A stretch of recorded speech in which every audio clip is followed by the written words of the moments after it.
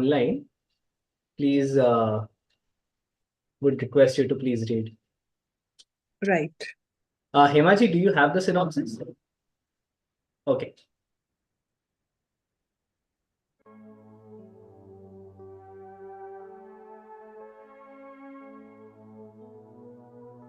Line.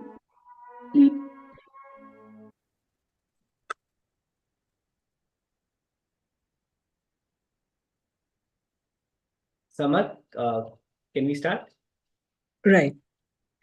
Existence is the journey of involution and evolution, and there are 4 laws of existence. The first law being denial of return to the source during involution.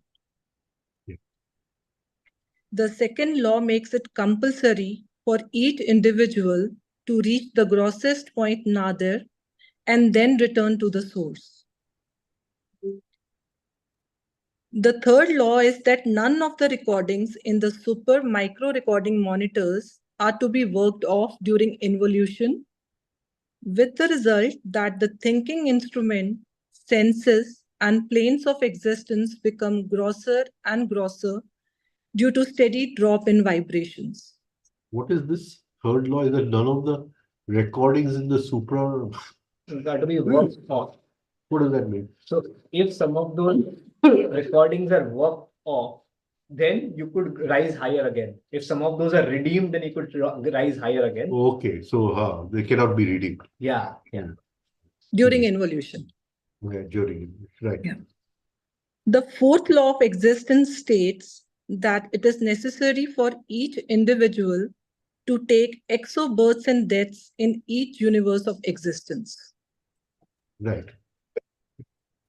Okay, we can put this in another way. He has to go through so much of experience in each this thing. Right. So once the divine fragment has entered the existence willingly to experience and has gone down 21 eternities to reach Nadir, now the soul has only one purpose, that is to reach its celestial home. For this, it has to be free from all the 3 body-brain systems of the 3 universes, that is Bhu, Bhuva, and Swaha, that have been given to it in the most perfect condition. Right. Just to return them, get back. Right. No. While coming down during involution and on the 3.5 rounds of evolution, we have suffered a lot of harm and damaged, that is degenerated all the 3 body-brain systems and collected certain sanskars. Yeah, these are the animal sanskars. Right. To undo this harm and improve sanskars, one has to sincerely work on oneself. Right. The approach to this eternal problem of degeneration is approached from wrong directions by all religions and philosophies.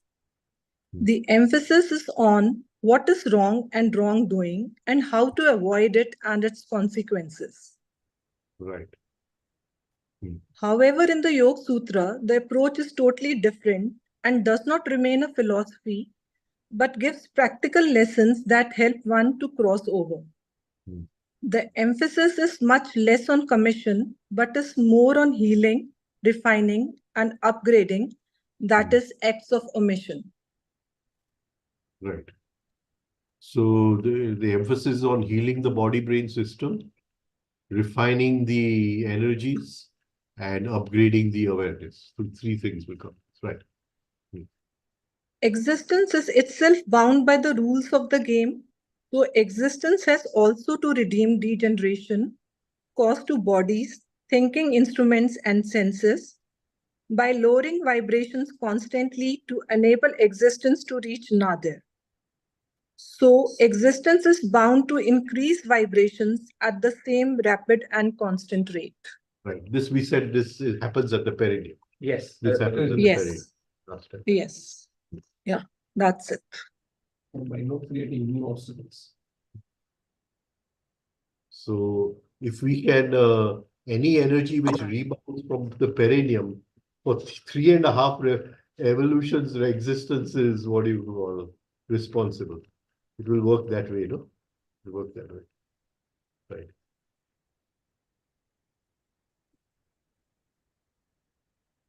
What does yeah? Can we take the chair to answer, Rajen? Yeah. There's Abhishek, You can ask the question. would you like to ask the question or share your thoughts? You can read it from chat. Okay. You want me to read? Mhm. Abhishek Singh Rathod says, "Hi Rajan sir. Before going further into the reading, I just want to bring up the topic of regeneration. Hmm. Tavaria Sahib in the book Purpose of Birth and Death said that the last pound of flesh the game of existence demands in the upward arc is the regeneration of bodies, thinking instruments, and senses. It means this is one of the most important points to be understood here and also to work upon. You mentioned that this can be done effectively by utilizing sex energy in a certain way. Now, since regeneration is the base, prize, or foundation on which we can exit the game of exile, I want to ask you the method to specifically utilize our sex energy for it." Yeah, but this does not come now. Just now we are at Nadir. Yes, Yeah, started so- rising from We that. have started rising. This is when we have to finally give the bodies joki do the darin in each other. Yeah. What Kabir says. We have to give them back in a very, what do you call? As it Ah. was stated. So that will come right at the end of the journey, what he's saying. It will not come now. What we can do is we can take a special talk on sex energy because it will not be able to be, we cannot explain it just now. So, Abhishek, what we can do is I'll take a special session on sex energy, but it has no relevance just now where we are in purpose of birth and death, right? I don't know if you can answer. Abhishek, Sir, yeah. So I'll take a special talk on that. okay, But sir. it is not relevant at this point of our journey because just now we are at Nadir. Okay. And it is more important to take a talk on the perineum because this whole journey of what you call regeneration of sex energy will start at the perineum. Right? Okay, so sir. we'll have to take a talk on the perineum, how the perineum works, right? And then we can go into this subject, right? Okay, sir. Thank you, sir.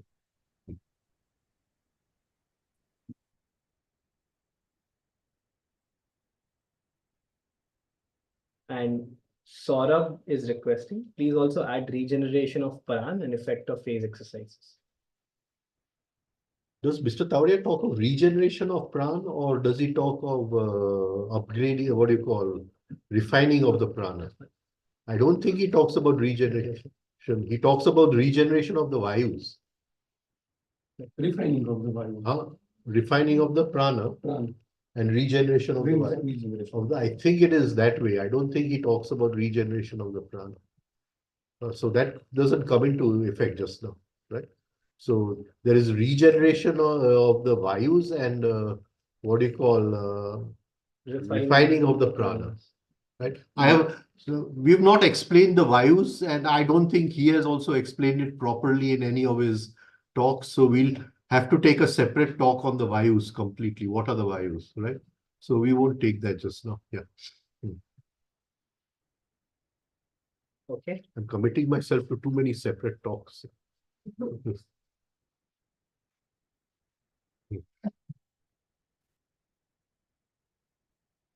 Alka, are you there? yes, very much. Perfect. Right. This retracing of steps by existence automatically brings about what is normally termed and understood as the upward arc. Hmm.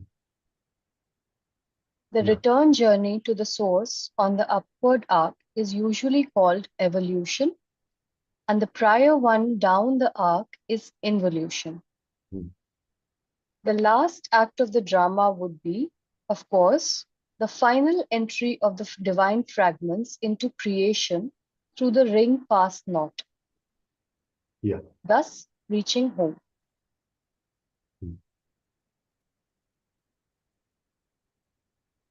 Yeah, go ahead. I'll continue. Okay. Yeah. Never will it be felt more strongly, more sweetly, and with greater relief. But these are our words, our emotions of the mind, a limitation of our language to express. Pure consciousness, the divine fragments, are above all such emotions, but Hmm. will be free once again from all restrictions as they originally were. Yeah, so he's taken a big jump, huh, from Nadir right to ring past not. Okay, right. Go ahead, go ahead. Alka, So exists, yes? no, go ahead. Okay. So existence, after reaching Nadir, lifts the first embargo, the prohibition on the divine fragments, forbidding any attempt to make the return journey back home to the source. What a relief. Acha, so the law changes over here. Yes. The forbidden. Right. Till now, Alka could only speak if Shimal said so. So, right. Okay. The law has changed over here, right? Right. It's a big thing. So he says that whole weight of the law goes away over here. The weight of the law goes away. But only after fulfilling the conditions of each individual redeeming body's thinking instruments. I'll give that again. But only after fulfilling the conditions of each individual redeeming body's thinking instruments and senses that were given for experience in the three universes of existence on the downward arc, and thus removing all degeneration caused by acts, thoughts, and motives. So it's so important to work on the centers and to bring them back into rhythm and balance, because at the final moment, when we want to make our way through the ring past knot, we have to give back everything in a perfect condition. In a perfect condition. After accepting the rules and terms of the game of existence in Jana universe of creation, it is now 21 eternities later that the divine fragments individually reach Nadir. 21 is the 7 substages in each of the 3 universes. So, Yeah, somewhere something is missing over here. Because, I mean, how does the divine fragment exactly experience Nadir? He's not really clarified this over here. We'll have to talk about that at some time, because the divine fragment actually, he doesn't exactly in the way of space-time fall to Nadir. mm, mm. Can you understand? It's difficult to explain this, but still he experiences Nadir. The conditions and the atmosphere. And then the body goes through what do you call kind of cycles of rebirth. kind of evolution till the body is capable of inviting the divine fragment again. Hmm. So he has just here listed that it goes to Nadir. He has not mentioned anything over here, and that there's a big gap over here in the writings over here. And we'll have to think about this at some other time. Right. Okay, go ahead. Yeah. However, none can plead that such long period has obliterated all memory. For pure So now what consciousness, he's saying over here, this is not the memory which we have accumulated. This is the memory which has been accumulated on the downward arc. That is what he's saying. Yes, No? yes. The memory which has been accumulated on the downward arc. Right? Okay. For pure consciousness need no memory. This help only the mind needs. Pure consciousness is all-knowing. In jhana, there is no need for any super micro recording monitors, so nothing is forgotten by the divine fragments and no excuse is given by them.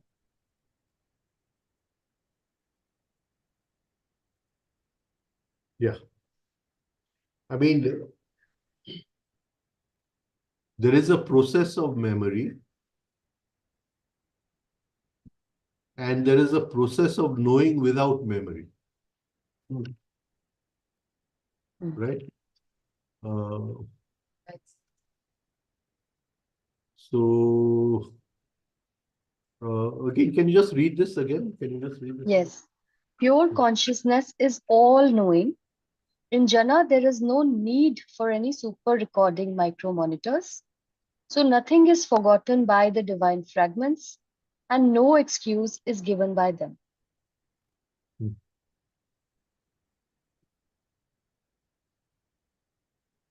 Okay, go ahead. Yeah. And ignorance of the rules cannot be pleaded and will not be heeded. No divine intervention is sought by them, for to seek it and to receive it would mean that the divine fragments, you and I, have failed to make the grade. And ignorance of the rules cannot be pleaded and will not be heeded. It would mean that the divine fragments, you and I have failed to make the grade if we have to use memory. Huh? If you have to ask for help when we're on the downward arc, maybe. No, we have finished the downward arc. So he's just saying that ignorance of the rules cannot be pleaded and will not be heeded. Ignorance of the rules that you have to come all the way to Nadir. To Nadir. Okay. But we have finished Nadir. Now we are going back up. Which rule is he talking about? I think he's mentioning that while you are coming down, you cannot Take what? Let's start again. After accepting the rules and terms of the game of existence in jhana. Okay. Yes. It is now 21 eternities 21. later. It comes to Nadir. Huh?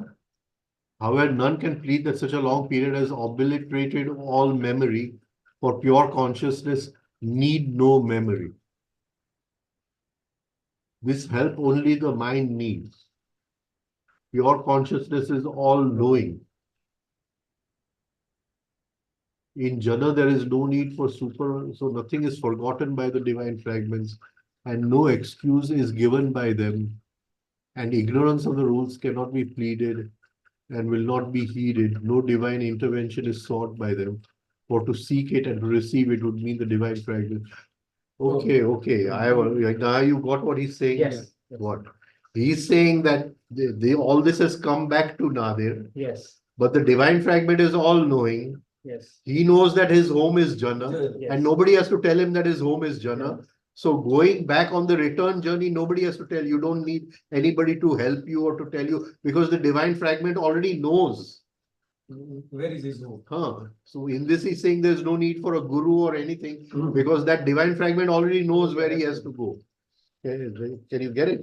There is no need for memory because it is all knowing. It knows that this thing, right? So there is no need for memory or Asking for anything. divine intervention. There is no need for any intervention of any sort, right? I mean, Okay, please give me away. Sir, in the next line also he has said the same thing. So there is no need to seek divine intervention. There's Right. no need for prayers. But how can you pray? You pray to the divine fragment and you're already the divine fragment. You are the divine fragment. So, yeah. Right. Yeah, go ahead. And to whom would you pray? To the Godhead, universal divine mind, to divine wholeness, the ultimate and manifest aspect? And would the sound of our prayers reach there? Refer to our earlier notes on chapter 6. Yeah, because we have a fragmented sound. Yes. So even the sound of the prayers would not Not reach there. Right. Are Must be not you and somewhere at least. Somewhere it must be. In some parts of the body and mind. Yeah, go ahead, sorry. Are not you and I the fragments of the universe, unique original force field, the divine wholeness? And so, would you pray to your own self and ask for help from your own self ultimately? Do not complicate issues. Keep cool and think with a clear mind. Let your mind seek help, at least now, from the divine fragment, that which has been ignored in sheer stupidity for all these eternities. Right. So the real guru is sitting within us, and the mind can ask for itself. Right. I think here he's saying that in Swaha, Hmm. the Buddhi knows of its existence but does not acknowledge it. Yeah. In Bhuva, It is totally ignored. not ignored, and in Bhu, we don't even know that something like this Like exists. this. Yes. The game of existence is being played by the divine fragment and will be played like a real sport under all challenging conditions. Right. Unfortunately, Game has to be played as a real sport, right? So either the bowler will bowl the batsman out, or the batsman will hit a sixer. Somebody has to be a real sport in all this, yeah. All these challenging conditions. Yeah? And the poor ordinary mind in Bhu does not know there is a divine fragment, so he thinks everything is real. All knowing. He thinks everything is real. The bowler is real and the batsman is real. Go ahead. Yeah.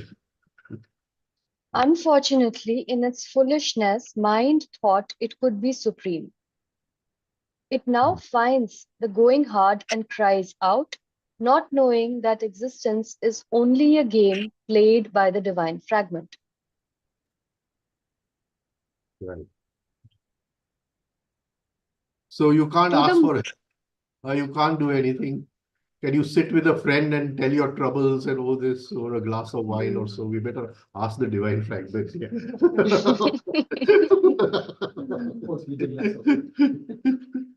Right. Okay.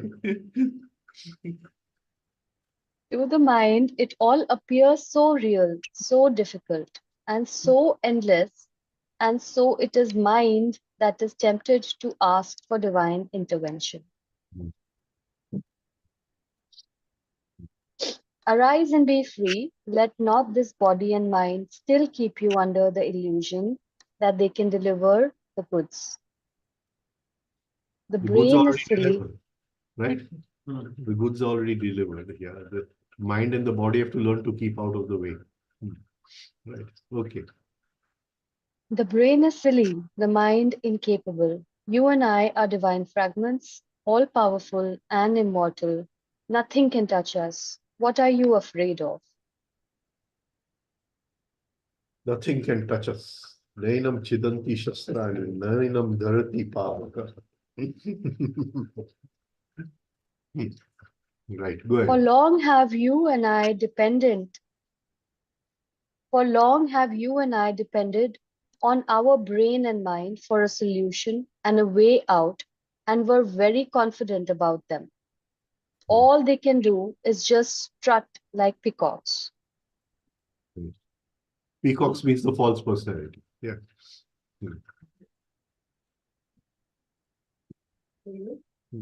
What have they really given us? Only misery and uncertainty. Now let us turn away our face and follow the unfailing promptings of the divine fragment. Right. The divine fragment is prompting from inside. Prompting from inside. Right. And this prompting is what you mentioned the 3 times in life a divine fragment will tell you. Yeah, it is.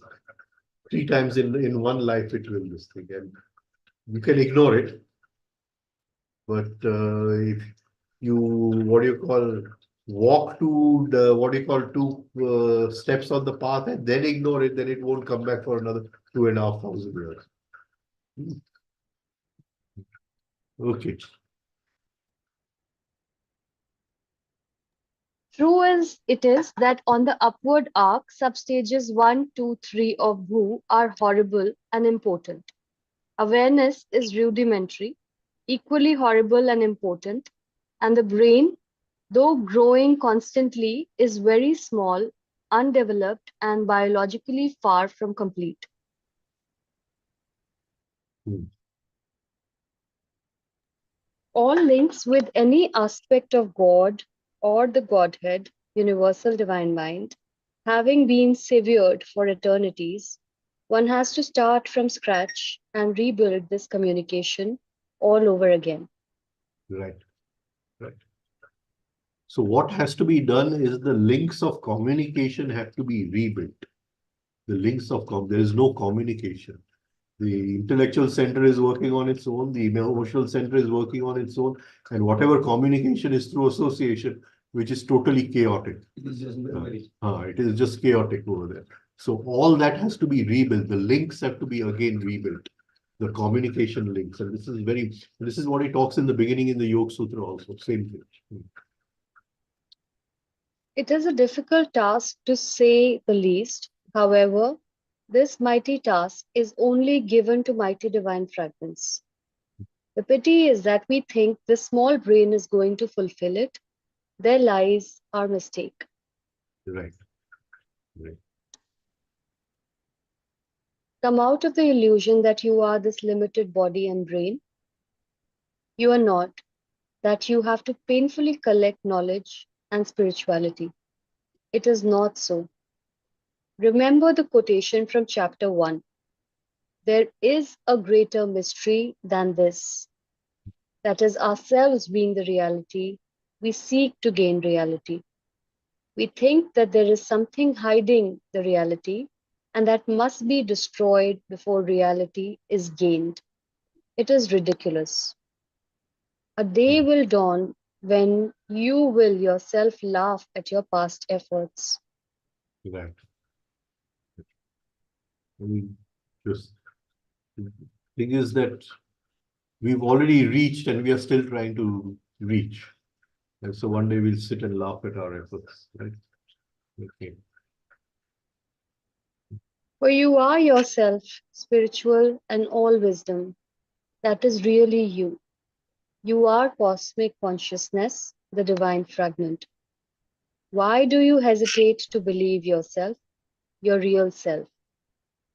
Let not mind fool you anymore. Has so much indoctrination of existence numbed and changed you? Yeah. Has not come to thee an hour, a sudden gleam divine, precipitate, per- precipitating, bursting all these bubbles, fashions, wealth, these eager aims, books, arts, armors, to utter nothingness? Wow. Wow. So if that light suddenly comes and it precipitates, it rain showers upon us, that light, then all our search for fashion, wealth, and books and arts and everything will vanish, right? All we have to look for is that light. Okay. Let today be the day that has dawned. Laugh out all your so called miseries. Believe in your real self. Be real again. This make believe game has ended on reaching Nadir. Now, on the upward arc, you are free to take the road of return to the source. How long do you want to tarry here and why? But some people like the bubbles and the fashions and the wealth and all that. So they tarry for some time. Huh? Right. Yeah. Go ahead. Enter creation, that's your home. You have lived and survived too long in existence. This existence, which has been allegorically the Vanvas, the forest life of exile of Ram and Pandavas,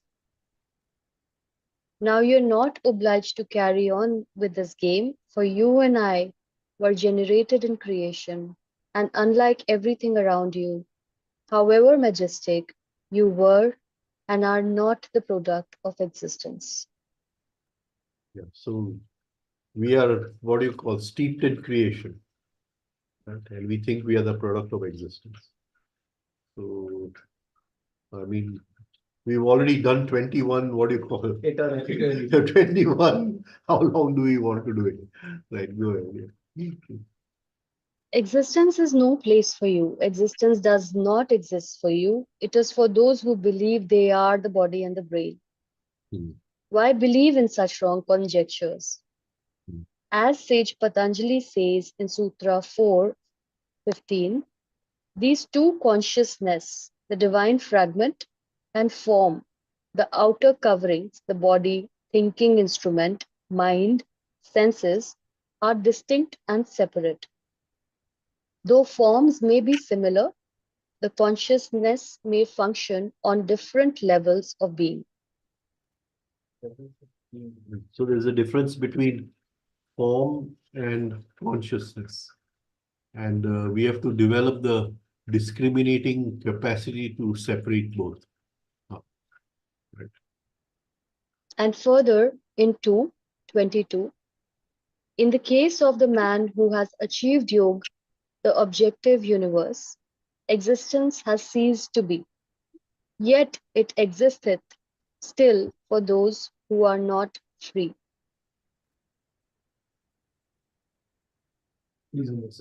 Huh?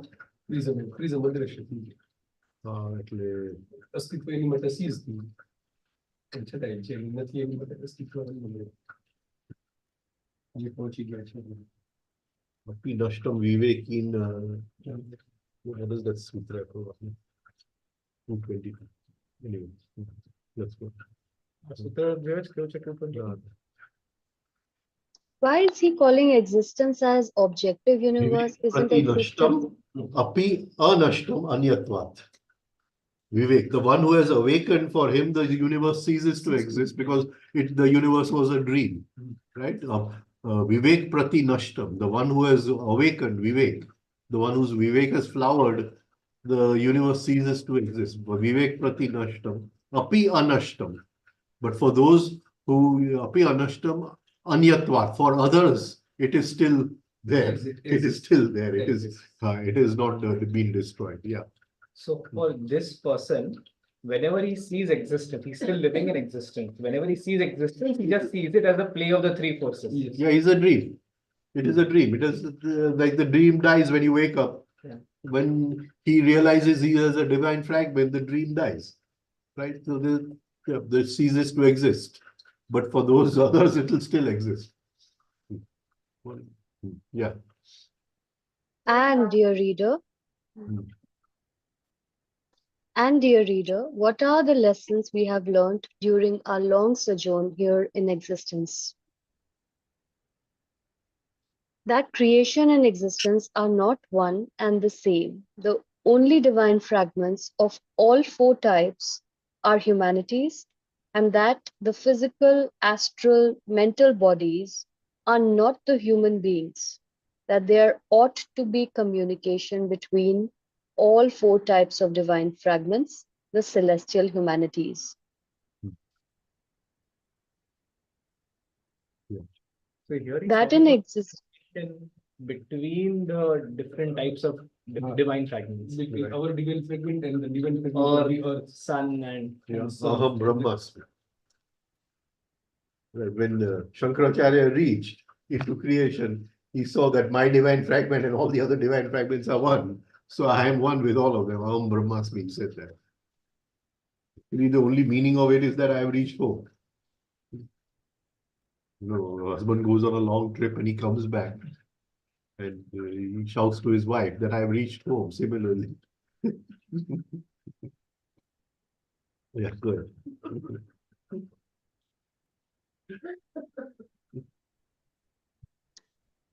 that in existence only the energies of life, awareness, and lower life are produced. Yeah. But divine fragments who are pure cosmic consciousness have no need of such energies and are, And I'm so sorry, are I'll give that to you. Yeah, and so are immortal. Okay. The Gita describes these divine fragments as spirit.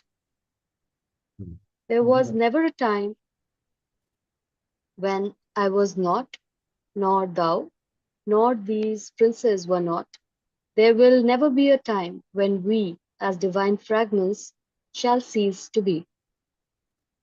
So, I mean, there was never a time when I was not and you and these princes were not. So even if you kill them, they will still remain always there. You cannot kill them.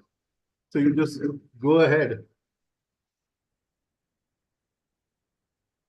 As a man discards his threadbare robes and puts on new, so the spirit throw off its worn out bodies and take fresh ones.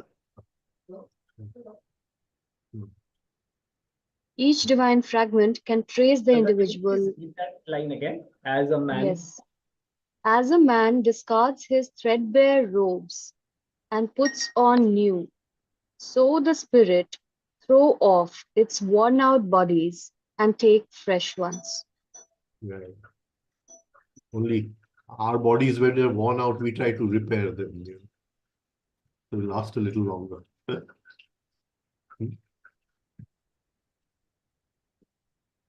The law prohibiting return to the source has expired on reaching Nadir and has been replaced by the law requiring physical, astral, and mental bodies, together with the corresponding thinking instruments and senses, to be redeemed to their original state.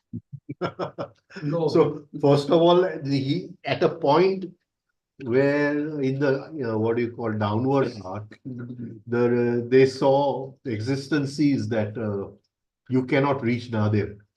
So it degenerates all the bodies very fast, so that you reach the divine fragment reaches Nadir. Then it feels sorry or what I have done. So it takes you up 3.5 rounds. And then it says the rest of the redeeming, the degeneration, you repair by yourself, and then you'll be able to go back into creation.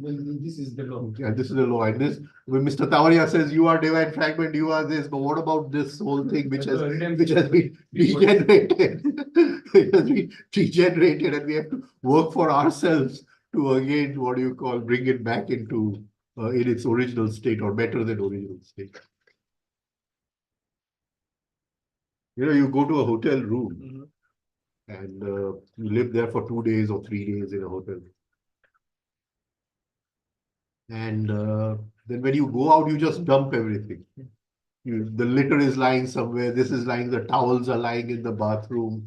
And everything is in a mess in the way. And then you leave the room. You know that the cleaning people are going to come and this thing. But I know one person who cleans up everything, right? And she will clean up the bathroom and it will be better than what the room was given to us. And then she will leave the room. So that is what we have to do. They give this hotel room to us, the body brains, 3 body brain systems, and we have to give it back in a better, what do you call, state than what we got it. Okay.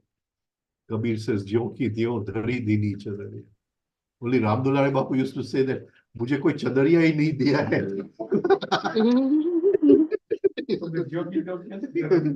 Kabir ये जो की त्यो बारे के करवानी जरूरत नहीं, मुझे करने की जरूरत ही नहीं, दी नहीं मुझे चदरिया. No, redemption of body. Right, go ahead, yeah. Once the barrier is lifted, this new rule prevents the divine fragments from just rushing away to source. Otherwise, they'll just run back into creation. Yes, But they have to go to this whole process of redemption, right? And this again will take more than 21 eternities, I suppose. Okay. The totally tamasic bodies, thinking instruments, and senses have developed such inertia that it is difficult to break it.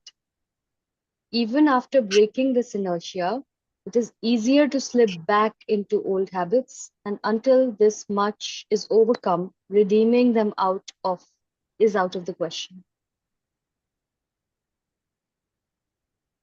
So we The keep on total going. So even if we try to redeem them, there are old habits which keep pulling us back, which we cannot work on the body brain system, right? I mean, yesterday we were reading that only an awakened, what do you call, machine can be a transformational operator, right? Okay. So we have to Sleeping machine. bring away, the machine is in inertia and it keeps slipping back into inertia. Okay. A part of the work of redeeming is done by existence itself, we have noted, by bringing about a constant and rapid increase in the rate of vibrations. At that exact rate, they were lowered down the eternities from the first substage of Swaha to the last substage of Bhu. I'll read that again. A part of the work of redeeming is done by existence itself. We have noted, by bringing about a constant and rapid increase in the rate of vibrations, at the exact rate they were lowered down the eternities from the first substage to Swaha to the last substage of Bhu. Oh. Oh. So they have to be increased in a certain, what do you call, way. You cannot just do it haphazard, right? I will just read this again. A part of the work of redeeming is done by existence itself. We have noted, right? By bringing about a constant and rapid increase in the rate of vibrations at the exact rate they were lowered down the eternities from the first substage of Swaha to the last substage of Bhu. So a little part is done and it is done very fast. That is what he's saying. And that is what happens when the energy hits the perineum. It rises up very fast. It rises up very fast. Of course, after a certain point, you should be able to hold the energy and then push it yourself. But up to a certain point, it will rise. And this is very, very important. Perineum works that much. Yeah. It works like it is a trampoline. It is a trampoline. The perineum is a trampoline. So on the downward arc, the energies have hit the nadir, which in us is the perineum, and they have rebounded from there. And they rebound due to this law that existence helps us to come to a certain, right. Increasing the vibration.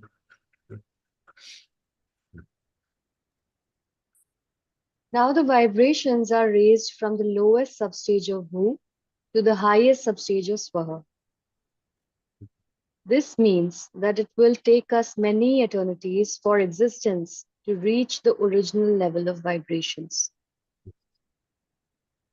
The seventh substage of Swaha, as it took to lower them, that is about 21 eternities. Okay. Individuals can wait this out, take their time slowly and come along with the tide, or they can add some extra efforts on their part and achieve for themselves as fast a progress as possible. See, what is an eternity? What is an eternity? An eternity is time which has length and breadth. Can you understand? So, circular time will be an eternity. So, life to death will be an eternity in a certain sense. Now, when there are so many eternities, there is something connecting the eternities, which is the third dimension of time. So there's a line will be the first dimension of time. A plane or a circle will be the second dimension of time. And because there are so many circles, so many eternities, there will be a connecting between them, which will be like a spiral. So time will be a spiral movement. So either you can go round in the spiral, or you can climb the spiral like a ladder and just move up from what do you call the seventh substage of what do you call Bhu to the first substage of Swaha. So either you climb like a ladder, so then you're making use of that law of the eternity, and or you go round and round in this thing, right? It is called natural evolution. Yeah. If you can annotate here, What? if you can, what you mentioned, no? You can just draw it here. Yeah, you record the actions. Can I stop screen sharing, Ketan, for some time? एक minute में वही देखता हूँ कि अगर यहाँ हो सकता है ना I think people have understood. Okay. People have understood. Right. This, Yeah.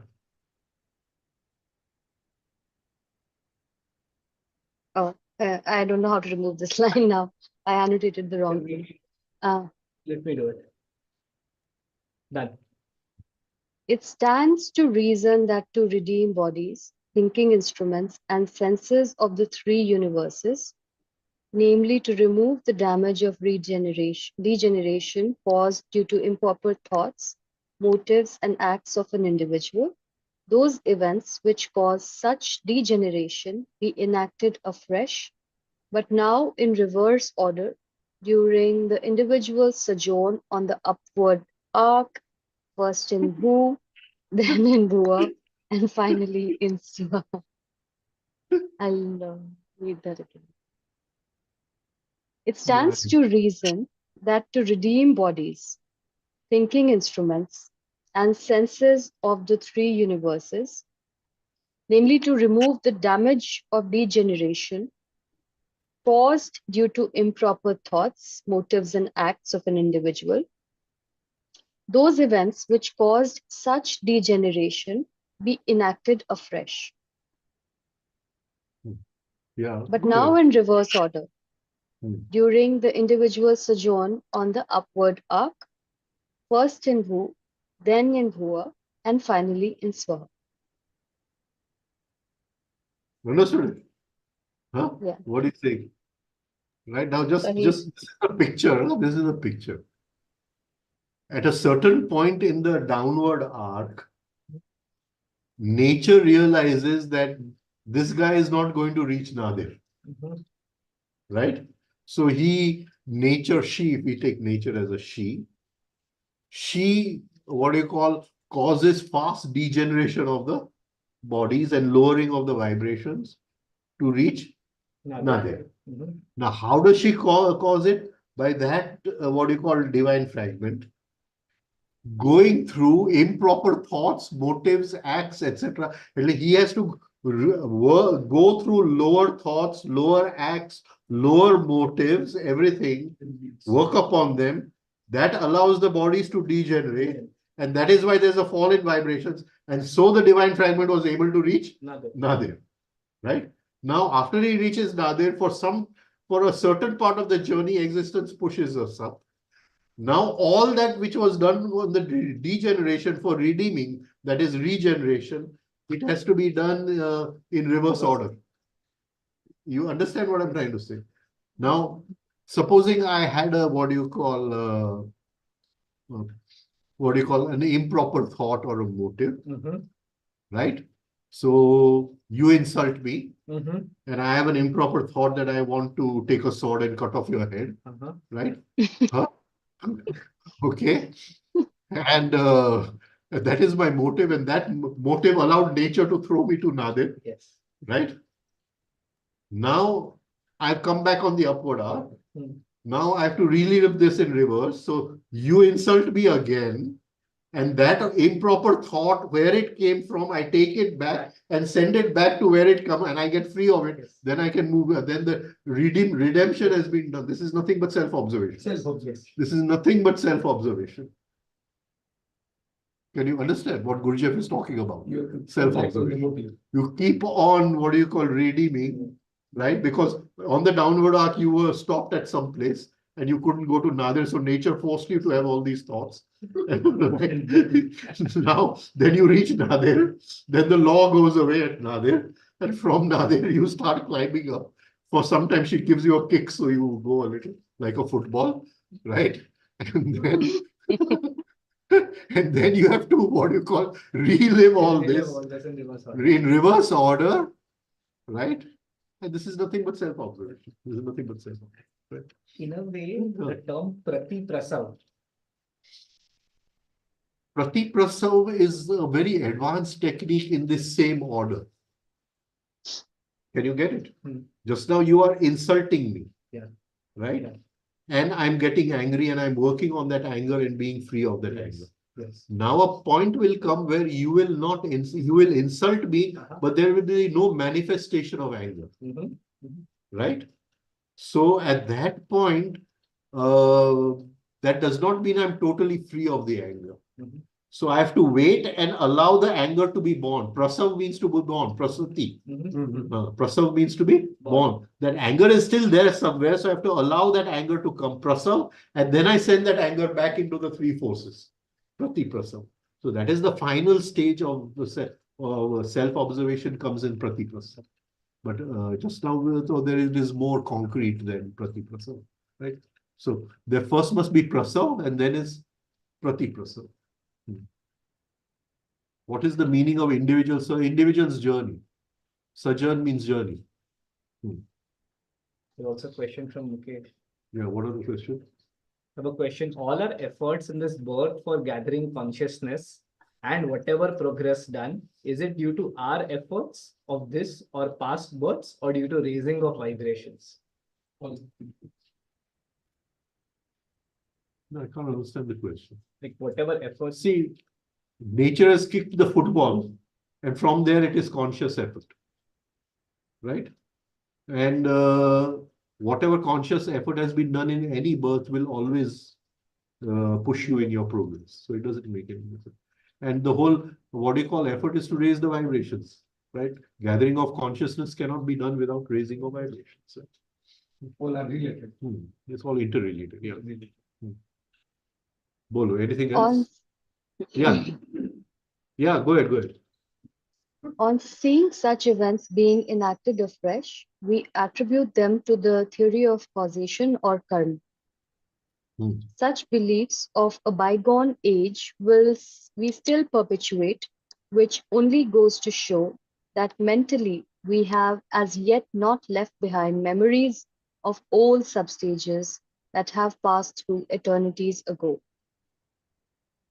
So what he's saying, there's nothing like karma. Right? You have to redeem these bodies. Those bodies have degenerated due to these motives, and you relive those motives and you redeem. There's nothing like karma. Yeah, like people say, if I do this, this is what will come to me. Yeah, but still, you see, the law of karma. you see, if you're still repeating those same thoughts, if you're repeating those same motives, then you are degenerating further. And that is leading to a kind of karma. Yes. That is leading to a kind of. We'll stop here. Question. Yeah, any questions we take it. There is a question from Uday. He has messaged. 1 second, I'll just read it out. Practically, how can we differentiate between the impression of individual mind and impression of the universal mind? And how would we know that which is which?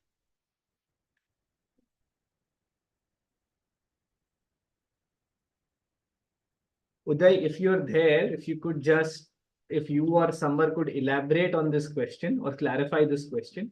What do you mean by an impression of universal mind, and what do you mean by impression of individual mind? Are you saying an impression of individual mind is one which comes from memory, and impression of universal mind is one which comes from the senses?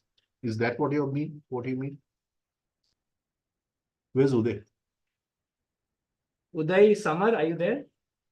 Yeah, actually, what he wants to ask is, like when the incoming impulses they come and they meet the identical memory patterns. So there's a stage when it is just pure in a pure form. And how can we differentiate that? How can we differentiate that it has become an individual mind? It has been colored and it's not being colored yet. Like it's universal. I think this is what he wants to ask. How can we differentiate? No, we have to progress to a point where we are able to differentiate. Just now we are in no, what do you call, condition to differentiate. We have to wake up from where we wake up and realize that we have, what you call, got identified with the impression, pause over there and start moving on the backward journey. Then we may come to a state where before coloring the impression, we are able to pause and understand what the impression was when it came directly from universal mind. But that will take a very long journey and a lot of hard work to reach that point. Thank you. So when it reaches, after it reaches the IESM centers, that is when they... So the IESM give the coloring. Give the coloring. And Yes. they are irrecognizable. But before that, we should be able to stop it Yes. and be able to awaken there. But for that, we have to have that state of consciousness to be able to do. Any other Hello. questions? Rajen bhai. Yes. Hello. Yeah. Yeah, can you please say your name? Can you hear me? Yes, we can. Like હવે આ જ વસ્તુ આ જ question છે એ ઘટનાના સંદર્ભમાં હોય તો કે એ એક ઘટના છે એ રેપિટેડલી આપણે ફરી રિપીટ થઈને આપણી પાસે આવી છે અથવા જે પહેલેથી જ આપણા માટે નિર્માણ થઈને ઘટના આવેલી છે તો how can we differentiate between two incidents I don't understand the question.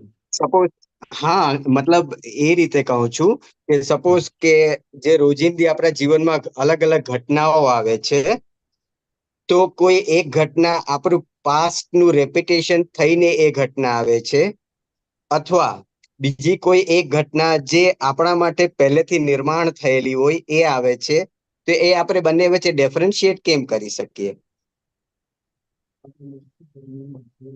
No. અત્યારે જે ઘટના આપણા સ્પેક્ટ્રમ પ્રમાણે જ આવે છે. Whatever events come in life are coming according to our spectrum. Right? It has been invited from us. Right? Then when we reach a certain stage in the law of fate, there may be events which are made up for us. Like for Ram, the event was made that he had to go into the jungle. Right? So, but that is a different law applicable over there.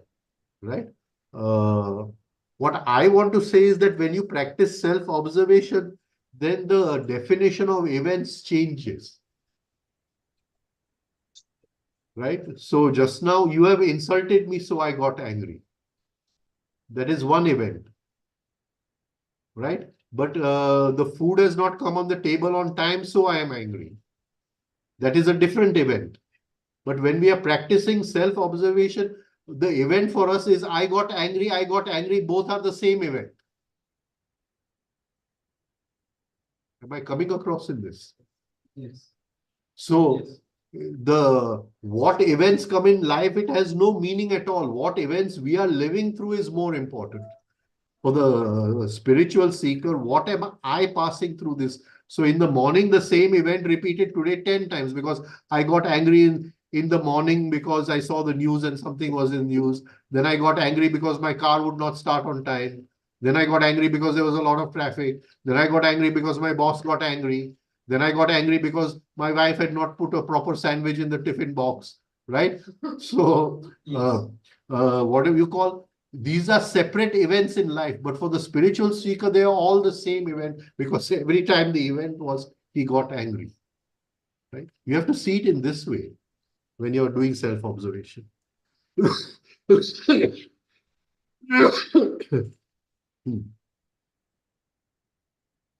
Ramesh? Ramesh bhai, yes You've understood, no? yeah I got it Sharmila has a question. We just read it. the question is, how would we know if one is on the upward arc or the downward arc? No, we are on the, what do you call, upward arc. If we were on this downward arc, we would be very aware and have lots of, what do you call, spiritual powers. Don't worry. Huh? We would be magicians. We also wouldn't be inclined to go up. Yeah. So, And we would have lots of disciples and, and wherever we would, like the old Aga Khan, wherever he would walk, young girls would throw their hair on the ground so he doesn't have to put his feet on the ground. Then definitely we would be on the downward arc. Rajan uncle, in astrology there is a parivartan yoga. So can we say that when there is a parivartan yoga, it is due to the law of fate? Parivartan Yoga says that I have worked upon my being to a certain extent. A person who has a Parivartan Yoga in his horoscope is somebody whose level of being is a little higher than normal, right? And that is why he has a Parivartan Yoga in his horoscope. And he has already done some work on his being. And in this life, he has come and he has a much purer being than the normal people. And that is why he has Parivartan Yoga. So he has a birth purpose before taking a birth. by the Parivartan Yoga? He has done work upon himself before taking birth. Conscious work upon himself. Right. Okay. Sharmila, did I answer your question? I think she's still there. Yeah. Pranam Gurudev, absolutely. Thank you so much. And thank you to the group too. Wonderful. Absolutely loving it. Thank you. Go in the dark and just before switching on the light, you say light, and if the light comes, then you know you're on the downward arc. Awesome. Thanks, Gurudev. Well, of course, now there are air conditioners where you can say switch on, this is the temperature, and the air conditioner does it. So we are not on the downward arc because of that. Google does it for us. ChatGPT. Okay, thank you, everyone. We'll meet next week. Thank you. Thank you. Thank you, Rajan Thank bhai. you. Thank you so much.